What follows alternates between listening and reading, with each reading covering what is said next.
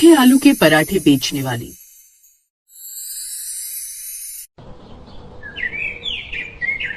मीनाक्षी हरिनगर गांव के पास में आलू के पराठे का ठेला लगाया करती है और उसके पास पराठे खाने के लिए बहुत ही कम लोग आया करते। सुबह से शाम तक वो आलू के पराठे बेचा करती, लेकिन फिर भी उसकी इतनी कमाई नहीं हो पाती थी कि वो अपने परिवार का गुजारा चला सके। ऐसे ही आज के दिन में मीनाक्षी खुद से कहती है, मुझे कुछ भी समझ में नहीं आ रहा कि आखिर मैं कितनी भी कोशिश क्यों न कर लूं, हर बार मेरी हार क्यों होती है। कहते हैं मेहनत करने वालों की कभी हार नहीं होती। क्या मैं मेहनत नहीं करती? कितने महीने हो गए हैं मुझे ये सोचकर ठेला लगाते हुए कि आज नहीं तो कल मेरी कमाई बहुत अच्छी होगी, लेकिन हर रात मेरे हाथ लगता है तो वो पैसा नहीं होता, वो सिर्फ और सिर्फ निराशा होती है। आखिर क्यों?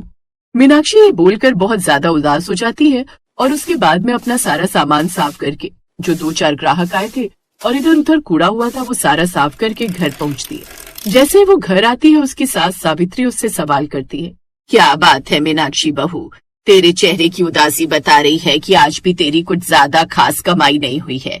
मैं तो कहती हूँ गांव के अंदर एक कपड़े की फैक्ट्री शुरू हुई है, अगर तेरी पराठे बेचकर अच्छी कमाई नहीं हो रही है तो मैं अपनी पड़ोसन से बात करके तेरी नौकरी वहाँ लगवा देती हूँ। नहीं माँ जी, आप तो जानती हैं कि जब वो मरे थे तो उन्होंने मुझसे वचन लिया था कि मैं कभी भी किसी और के यहाँ काम नहीं करूंगी और हमेशा अपना खुद का काम शुरू करूंगी।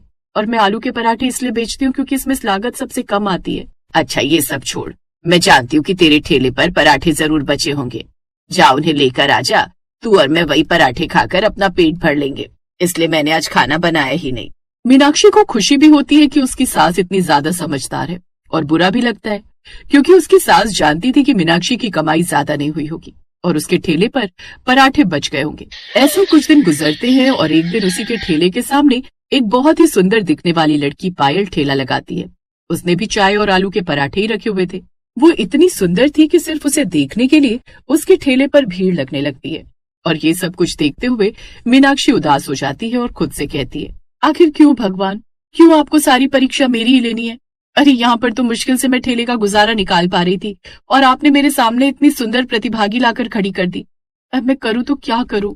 मीनाक्षी को लगा था कि पायल के उसके ठेले के सामने आलू के पराठे बेचने से उसे परेशानी होगी, लेकिन शायद किस्मत को कुछ और ही मंजूर था। पायल को देखने और उसके ठेले पर पराठे खाने के लिए कई लोग आया करते और जब पायल अकेले सब कुछ संभाल नहीं पाती तो कुछ ग्राहक अपने आप ही मीनाक्षी के ठेले पर चले जाते। ऐसे एक औरत पायल के ठेले पर आती है और कहती है, बहन जी जरा मुझे 4 आलू के पराठे पैक कर दो, घर पर मेहमान आए हुए हैं। आपके घर पर मेहमान आए तो मैं क्या करूं बहन जी? देखिए आपसे पहले भी यहाँ पर 4 लोग खड़े हैं, अगर मैं आपको पहले पैक करके दूंगी तो उन्हें बुरा लगेगा। आप कृपया इंतजार कीजिए। नहीं नहीं बहन जी, मेरे पास इतना समय नहीं कि मैं इंतजार कर सकूं, मेहमान नाराज हो जाएंगे। कोई बात नहीं, मैं सामने वाले ठेले से खरीद लेती हूँ। वो औरत ये बोलकर अब मीनाक्षी के ठेले पर चली जाती है और उसे 4 पराठे पैक करके ले जाती है।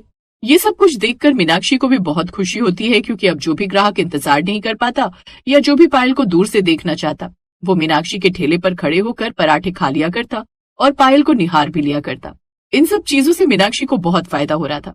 आज भी मीनाक्षी की इतनी कमाई हो गई थी कि उसका 1-2 दिन का गुजारा चल जाए, लेकिन वही पायल ये सब कुछ देखकर जल रही थी। वो खुद से कहती है, अब मैं अपनी पराठे बेचने की जगह को बदल नहीं सकती, लेकिन क्या करूं? यहाँ पर पराठे का ठेला लगाने से मुझसे ज्यादा तो इस सामने वाली पड़ोसन का भला हो रहा है। मुझे कुछ तो ऐसा करना ही होगा जिससे ये यहाँ पर पराठे बेचना छोड़ दे। अब ऐसा ही होता है। पायल एक आदमी को कुछ पैसे देती है और मौका पाकर वो मीनाक्षी के आलू के मिक्सर में ज्यादा लाल मिर्च मिलवा देता है। मीनाक्षी का भी इस बात पर ज्यादा ध्यान नहीं जाता और वो ज्यादा मिर्ची के आलू के पराठे बनाकर तैयार कर देती है। थोड़ी देर में जब सारे ग्राहक उसके मिर्ची के पराठे खाते हैं तो उन्हें वे बहुत पसंद आते हैं। आंटी आपके आलू के पराठे कितने अच्छे बने, मिर्ची वाले आलू के पराठे खाकर तो मजा आ गया। लोग तो नॉर्मल आलू के पराठे बनाते हैं, लेकिन जब हम इस ठंडे ठंडे दही के साथ ये मिर्ची वाले पराठे खा रहे हैं तो बहुत अच्छा लग रहा है। हाँ बेटा, वैसे तो मेरी जुबान को उम्र की वजह से कुछ महसूस ही नहीं होता, लेकिन तेरे ये मिर्ची वाले पराठे इस गर्मा गर्म कड़क चाय के साथ खाकर तो मजा ही आ गया। ऐसे ही पराठे बनाया कर। मीनाक्षी वैसे तो ये बात सुनकर हैरान रह जाती है क्योंकि उसे खुद नहीं पता था कि पराठे में इतनी मिर्ची है। तभी वो एक पराठा खुद खाकर देखती है और अपने मन में कहती है, हे भगवान, इतने तीखे आलू के पराठे, मैं तो इतनी मिर्ची कभी डालती नहीं हूँ। फिर ये क्या हो गया? इतने सालों से यहाँ पर आलू के पराठे बेचने का काम कर रही हूँ, ये भूल मुझसे तो नहीं हो सकती। जरूर ये किसी की चाल है, पर किसकी? मीनाक्षी बोलकर जब आसपास देखती है तो पायल उसे अपने ठेले से घूर रही होती है। उसका ध्यान अपने ग्राहकों पर कम और मीनाक्षी के ठेले पर ज्यादा होता है। ये सब कुछ देखकर बेचारी भोली भाली मीनाक्षी खुद